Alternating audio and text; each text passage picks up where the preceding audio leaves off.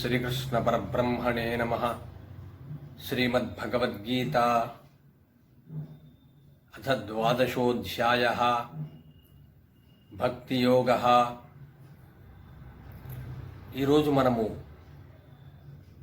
భక్తి యోగంలోని కొన్ని ముఖ్యమైన విషయాలను నేర్చుకుందాం.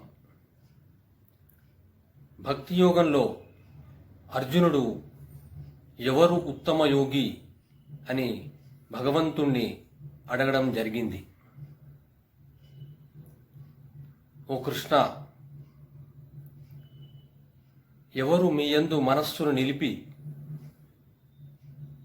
మీ సగుణ రూపాన్ని ధ్యానించుచున్నారో, మరియు ఎవరు ఇంద్రియాలకు కనపడని అక్షర పరబ్రహ్మను ధ్యానించుచున్నారో, వీరిరువురిలో ఎవరు ఉత్తమ యోగులు అని అడిగాడు. శ్రీ భగవానువాచ మయ్యావేశ్య మనో యే మాం నిత్యయుక్తా ఉపాసతే శ్రద్ధయా పరయోపేతాః తే మే యుక్తతమా మతాః. శ్రీ భగవానుడు ఇలా అన్నాడు: ఎవరు నాయందు మనస్సు నిలిపి నిరంతరము దైవచింతనా పరులై మిక్కిలి శ్రద్ధతో నన్ను ధ్యానించుచున్నారో, వారే ఉత్తమ యోగులు. ఇక్కడ 3 విషయాలు చెప్పడం జరిగింది. భగవంతుని యందు మనస్సును నెలకొల్పుట, నిరంతరము దైవచింతనా పరులై ఉండుట, మిక్కిలి శ్రద్ధతో ఉండుట. ఎవరికైతే ఈ 3 లక్షణాలు ఉన్నాయో వారే ఉత్తమ యోగులు అని చెప్పడం జరిగింది. ఎవరు ఇంద్రియాలను నిగ్రహించి అంతటా సమభావము గలవారై సకల ప్రాణుల యందు మేలు చేయాలని ఆసక్తితోటి నిరాకార నిర్వికార పరబ్రహ్మను మరియు నిశ్చలమైన సర్వాంతర్యామి అయిన పరమాత్మను ధ్యానించుచున్నారో, వారు భగవంతుని పొందుచున్నారు. కానీ నిర్గుణోపాసకులకు మోక్ష సాధన కష్టసాధ్యమైనది. దేహాభిమానము గలవారికి నిర్గుణోపాసన కష్టసాధ్యమైనది. కావున భగవంతుని సగుణ రూపాన్ని ధ్యానించుట శ్రేయస్కరము, ఉత్తమమైనది.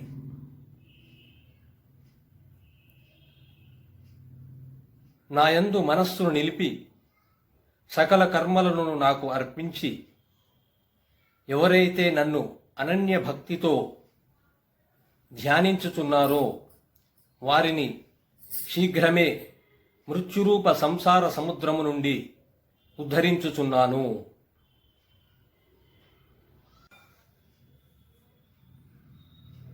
ఓ అర్జున, నాయందు మనస్సును నిలుపుము, నాయందు బుద్ధిని ప్రవేశపెట్టుము. అలా చేసినచో నాయందే నివసిస్తావు, సందేహం లేదు. ఒకవేళ నీకు నాయందు మనస్సు నిలవలేకపోతే అభ్యాస యోగంతో నన్ను పొందడానికి ప్రయత్నము చేయుము. ఒకవేళ నీకు అభ్యాసము కూడా చేయలేనిచో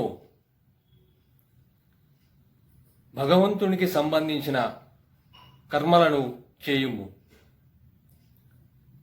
భగవంతుని సంబంధించిన కర్మలు చేస్తే కూడా నీవు యోగసిద్ధిని పొందగలవు.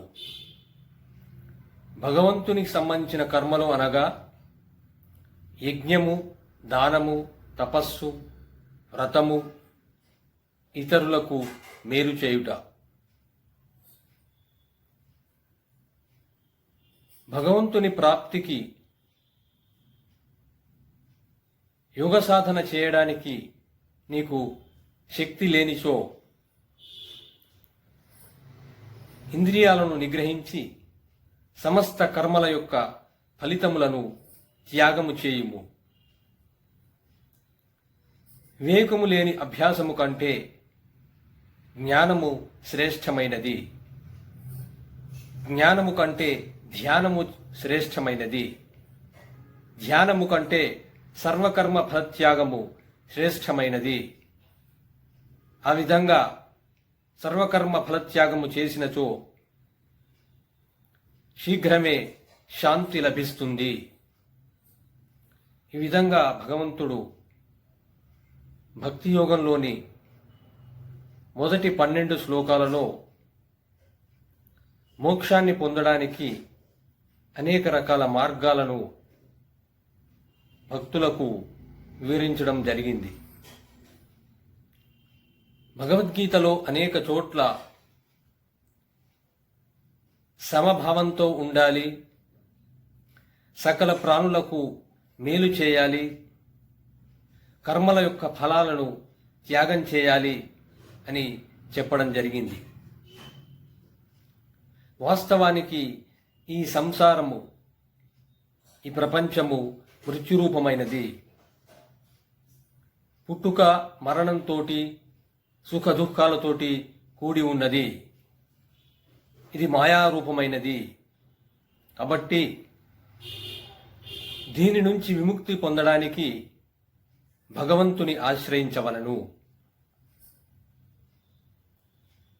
ఎవరైతే భగవంతుని నిరంతరము ధ్యానించి ఎల్లప్పుడూ దైవచింతనా పరులై మిక్కిలి శ్రద్ధతో ఉంటారో వారే ఉత్తమ యోగులు అని చెప్పడం జరిగింది. కాబట్టి భగవద్భక్తులందరూ కూడా ఈ భగవద్గీతలో చెప్పిన అతి రహస్యమైన అమృత రూపమైన ఈ యోగశాస్త్ర విషయాలను చదివి ఆచరించి సంసార సాగరం నుండి విముక్తిని పొందుతారని ఆశిస్తున్నాను. ఓం శ్రీకృష్ణ పరబ్రహ్మణే నమః. శ్రీమద్భగవద్గీత 12వ భక్తి యోగ. ఈరోజు మనము భక్తి యోగంలోని భక్తుని యొక్క లక్షణాలను గురించి నేర్చుకుందాం. భక్తి యోగంలో చివరి 8 శ్లోకాలలో భక్తుని యొక్క లక్షణాల గురించి వివరించడం జరిగింది. సమస్త ప్రాణుల యందు ద్వేషము లేనివాడు, మైత్రి, కరుణ, దయ కలిగినవాడు, అహంకార మమకారములు లేనివాడు, సుఖ దుఃఖములందు సమబుద్ధి కలవాడు, ఎల్లప్పుడూ సంతృప్తితో ఉండేవాడు, నాయందు మనస్సును బుద్ధిని నిలిపినవాడు అగు భక్తుడు నాకు ఇష్టుడు అని భగవంతుడు చెప్పాడు.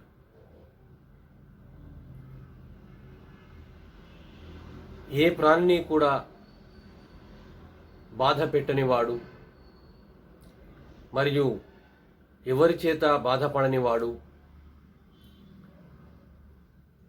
క్రోధము, భయము, మనోవ్యాకులత లేనివాడు, నాయందు భక్తి కలవాడు అగు భక్తుడు నాకు ఇష్టుడు. కోరికలు లేనివాడు, శరీరాన్ని మనస్సుని పరిశుద్ధంగా ఉంచుకునేవాడు,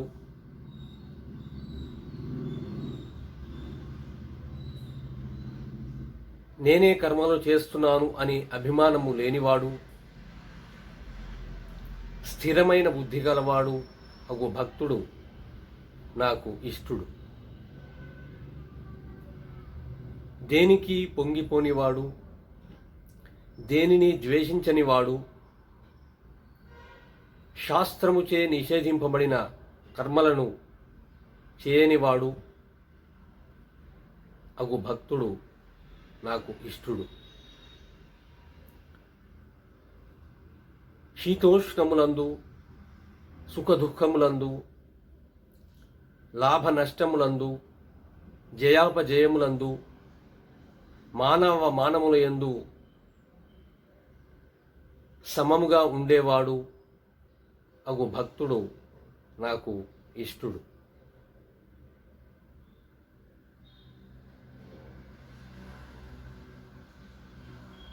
దేనికి దుఃఖింపనివాడు, దృఢమైన నిశ్చయము గలవాడు, ఇంద్రియాలను జయించినవాడు అగు భక్తుడు నాకు ఇష్టుడు. నేను చెప్పిన ఈ అమృత రూప ధర్మమును ఎవరైతే శ్రద్ధావంతులై ఆచరిస్తారో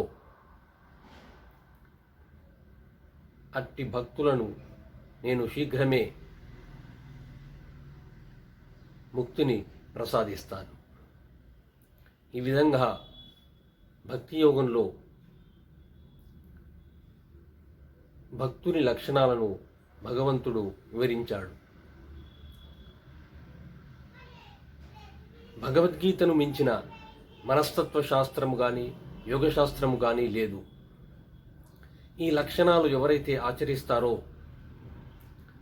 వారికి ఆరోగ్యము, యోగసిద్ధి తప్పకుండా కలుగుతుంది.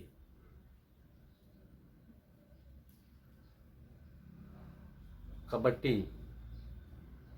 భక్తులైన వారు